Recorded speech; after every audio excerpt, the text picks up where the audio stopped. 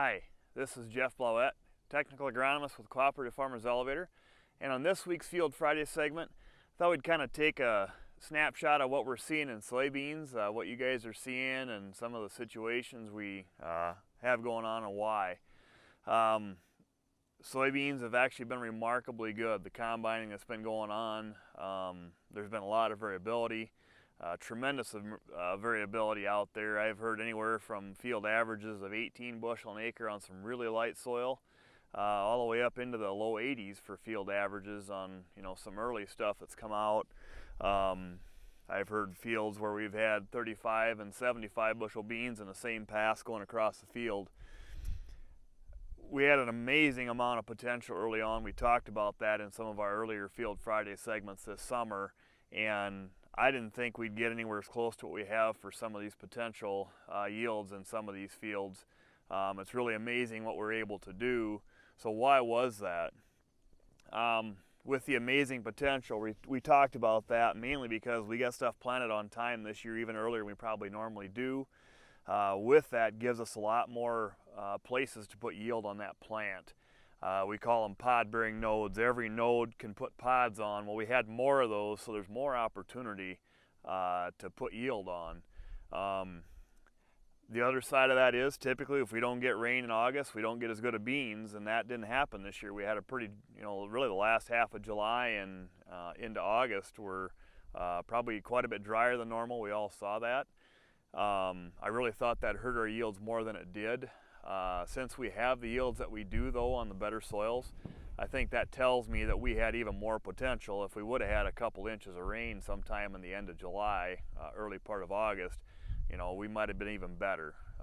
It had to have been. We had an awful lot of stress days on these beans, and if we could have alleviated that, we probably could have been better. But so what's going on with some of these fields? I've had some questions going on as far as fields that don't look ready but are, fields that, areas of fields that the leaves are still on yet, they shouldn't be ready but they're going right through.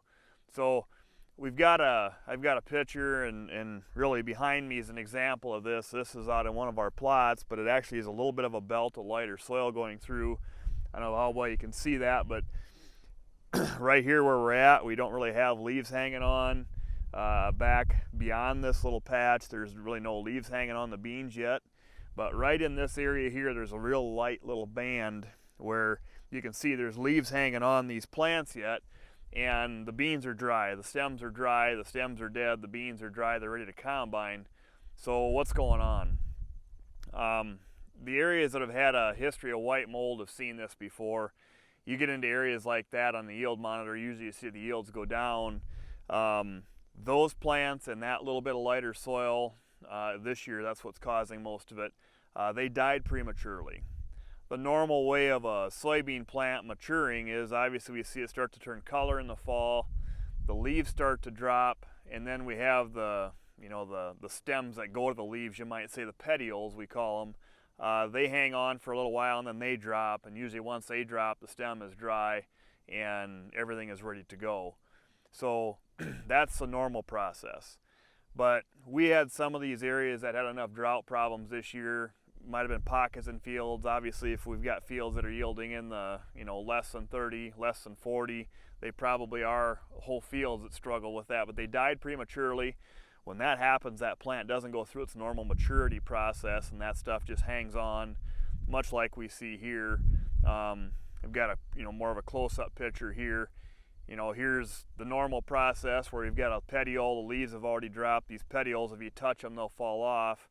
And then now we have a picture here where the leaves are hanging on yet, and they died immature and unnaturally.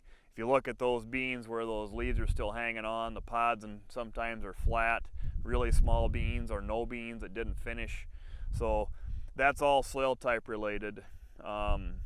We typically know that if a plant goes to maturity on its own, that's obviously better, and that's really exhibited itself this year, maybe even to the tune of 20, 30, 40 bushel in some cases. But I just thought we'd kind of maybe touch on that a little bit. I know a lot of beans are coming out.